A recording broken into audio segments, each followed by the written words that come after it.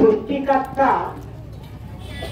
పరమాత్మ ఎవరు అనగా ఓంకార శక్తి ఆదిపరంజ్యోతి రూపంలో మనకు ఆనాడు సృష్టి మొదలైంది. పూర్వము అంతయు కూడా శూన్యములో చీకటిగా ఉండేటటువంటిది అన్నమాట. సూర్య చంద్రాదులు నక్షత్రాదులు ఎవరు లేరు.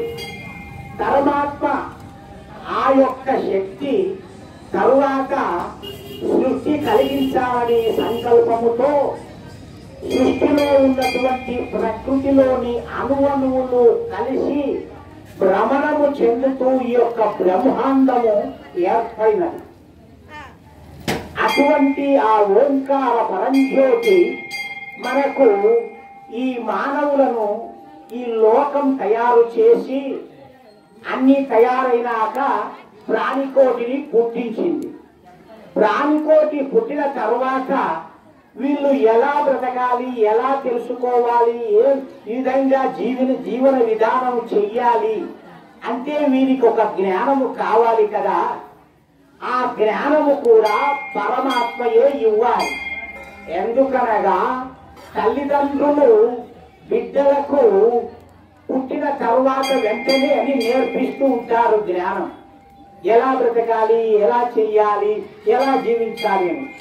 అట్లాగే పరమాత్మ కూడా మనం ఎవ్వరము అడక్కపోయినా కూడా తాను జ్ఞానవంతయు జీవులకు ఇచ్చారు. ఈ ప్రకారంగా జీవన విధానము చేసుకోండి అని. తరువాత మధ్యకాలంలో ఈ వేద ధర్మము లుప్తమైపోయి తెలియక ఎవరికి తోచిన రీతిలో వాళ్ళు వాళ్ళ యొక్క పూజా విధానాలు మొదలు పెట్టుకున్నారు. ఎందుకంటే ఎందుకు లుప్తమైపోయిందంటే గొప్ప గొప్ప ప్రపంచ యుద్ధాలు జరిగాయి. మహాభారత యుద్ధమే అందుకు గొప్ప ఉదాహరణ. తరువాత ఎవరి కొద్ది వాడు ఎవడు పెద్దగా అనుకుంటే వాడు నేను గొప్ప అని అన్ని ఎవరి గ్రూపులు వారు తయారు చేసుకున్నారు. కాలక్రమేపీ అవే మతాలై కూర్చున్నాయి. ఈ విధంగా మతాలకు వాటికి తోడు ఉపమతాలు, వాటికి తోడు ఉపమతాలు, వర్గాలు రకరకాలుగా తయారైపోయి మొత్తము మానవ జాతి చీలి బ్రతుకుతున్నది. కానీ పరమాత్మ అనేటువంటి శక్తి అందరికీ ఇచ్చింది యజ్ఞము మాత్రమే, పూజ. ఈ యజ్ఞము అందుకే ఋగ్వేదము, యజుర్వేదము, సామవేదము, అధర్వణ వేదము అనేటువంటి మంత్రాలలో మొదటి మంత్రము అగ్నిమీలే పురోహితం యజ్ఞస్య దేవం ఋత్విజం కోదారం రథఘాతమం. అందుకే మొట్టమొదటి యజ్ఞం చేస్తారు. యజ్ఞము అగ్ని, సూర్యుడు సర్వ సృష్టికి మూల కారణంగా ఆ యొక్క ఆది పరంజ్యోతి నియమించినది. అటువంటి పరమాత్మ శక్తిని మనము తెలుసుకోవాలి. మానవులమైనందుకు జంతువులకు అవసరం లే కాబట్టి మానవులం కాబట్టి ఆ శక్తి ఏం చెప్పింది మనకు అనిపిస్తుంది. అబ్బే ఆ శక్తి ఇవన్నీ చెప్పలేదా అని మీరు అనుకుంటారు. చెప్పినట్లు ఏమి గుర్తు అంటారు. అంటే ఇప్పుడు ఒక మాత్రలు మందులు వచ్చాయి, హాస్పిటల్లో వాళ్ళు ఏదో ఇస్తారు, మనం తింటున్నాము. ఇవి ఖచ్చితంగా పోతాయని ఏం గుర్తుని వాళ్ళు అడుగుతున్నారా? అడగడం లేదే. కానీ ఆ మనుషులను బట్టి ఇంకా కాకపోతే ఆ యొక్క ప్యాకీల మీద ఉండేటువంటి ISI ముద్రలు చూసి ఇది మంచివి, మంచి కంపెనీవి అని వాడుతున్నాం. అలాగే ఇది వేద జ్ఞానము అనడానికి సాక్ష్యం ఏమిటి అంటే ఋషులు ఉపనిషత్తుల మీద, వేదముల మీద, ఈ యొక్క భగవద్గీత ఇవన్నిటి మీద కూడా ఋషులు వాటి మీద ముద్ర వేశారు.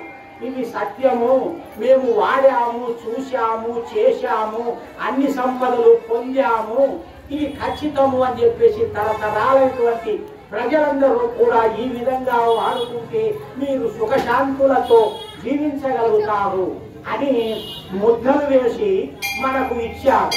కాబట్టి అటువంటి ముద్రలు వేసినటువంటి జ్ఞానము మనకు అవసరం.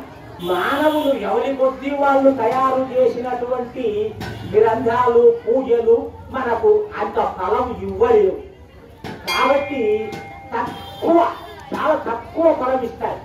కాబట్టి అధికమైన ఫలం కావాలి, అధికమైనటువంటి మన శక్తి సామర్థ్యములు, అధికమైనటువంటి ధనములు కోరి చేస్తే మనకు అవన్నీ ఇస్తారు అని మనకు వేదములో ఆ ఆదిపరం జ్యోతి చెబుతా ఉన్నది. ఇందుకు సాక్ష్యము మహాభారతంలో పాండవులు కౌరవులు వాళ్ళు దగ్గర ఎంతో ఎన్ని ధనములు ఐశ్వర్యములు బంగారు ధనకనక వస్తువులు వాహనములు గో సంపద మొత్తము ఎన్నో ఉన్నవి. అంటే వాళ్ళు దగ్గర ఎందుకు ఉన్నవి? సిరి సంపదలతో తులతూగుతూ ఉండేవారు. అంటే ఈ ధర్మాన్ని పాటించారు కాబట్టి ఏ విధమైనటువంటి కొరతలు లేకుండా కుప్పలు కుప్పలు ధనవంతులుగా ఉన్నారు. కాబట్టి ధనాలు రాజ్యాలు అన్ని వ్యక్తి కూడా పేకాట్లు అన్నారు, జూదం అన్నారు. ఎందుకంటే ధనము జాచేకి చెరువుతులు ఉంటాయన్న దానికి ఈ యొక్క ఉదాహరణను బాగా తెలుసుకోండి.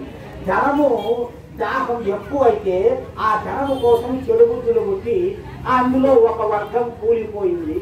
రెండో వర్గము అయితే మళ్ళీ ధర్మం కోసం బ్రతుకుదామని అరణ్యవాసాలు అడవుల్లో తిరుగుతూ జీవితాలను సహించి తరువాత జరిగేటువంటి యుద్ధాలలో వాళ్ళు పూర్ణ విజయము పొంది ఇతర దుష్టుల యొక్క రాజ్యమంతా అప్పటి నుంచి సుఖమైనటువంటి జీవనం ప్రారంభమైంది.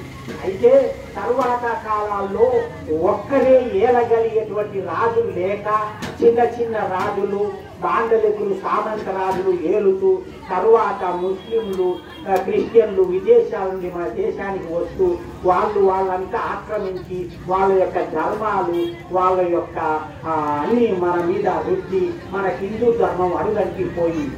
కాబట్టి ఈ హిందూ ధర్మాన్ని మనం ఉద్ధరించుకోవాలంటే మనం జ్ఞానవంతులం కావాలి. మనము మన పద్ధతి మన యొక్క ధర్మములు మనం తెలుసుకోవాలి. అప్పుడే మన యొక్క హిందూ గౌరవము అభివృద్ధి పొందుతుంది. అంతవరకు జ్ఞానం నేర్చుకోకుండా ఊరికే టెంకాయలు నిమ్మకాయలు కానే నిలబడవద్దు. అవి చేసుకోండి. అవి చేస్తూ వారానికి ఒక్కసారైనా 100 రూపాయలు పెట్టిన చిన్న యజ్ఞం చేసుకోండి మీ ఇళ్లలో చాలు. ఇతర మతాల వాళ్ళు ప్రతి ఒక్కరు కూడా వాళ్ళ ప్రార్థనలు వాళ్ళు నిత్యం చేస్తూ ఉంటారు పుట్టిన పిల్లకాల నుంచి. మనం ఏమీ నేర్పము, కారణం మనకే రావు, ఇంకా వాళ్ళకేం నేర్పుతాము? ఆ రకంగా మన హిందూ ధర్మాన్ని మేలుకొల్పండి. మన యొక్క గొప్పది, ఎందుకంటే సృష్టి ఆది నుంచి పుట్టినటువంటి గొప్పది ధర్మం ఏది అంటే సనాతనమైనటువంటి హిందూ ధర్మం. మిగతాయన్ని మధ్యలో 100 సంవత్సరాల కాలమే, కనీసం 1000 కూడా కాలే. అటువంటి ఈ గొప్ప ధర్మాన్ని ఆచరించాలని భగవంతుడు కృణ్వంతో విశ్వమార్యం, విశ్వాన్నంతయు కూడా శుద్ధివంతులుగా గొప్ప బ్రహ్మాండమైనటువంటి ఆదిలుగా తీర్చిదిద్దండి అని చెప్పేసి ఈ యొక్క వేద మార్గంలో అందరికీ బోధించారు. కాబట్టి ఇందులో ఉన్నటువంటి విషయాలు అందరూ కూడా మరీ అనుమానాలు సందేహాలు ఉన్నను కూడా అడిగి తెలుసుకోవాలని మా యొక్క మనవి. ప్రతివారు కూడా ఈ పూజలను ఎంతో కోరుకొని చేయించుకొని పుణ్యం సంపాదించుకోవడానికి మోక్షం పోవడానికి మార్గాలు ఏర్పరచుకోవాలని ఆ యొక్క భగవంతుని ఆశీస్సులు కోరుతున్నాం. ఓ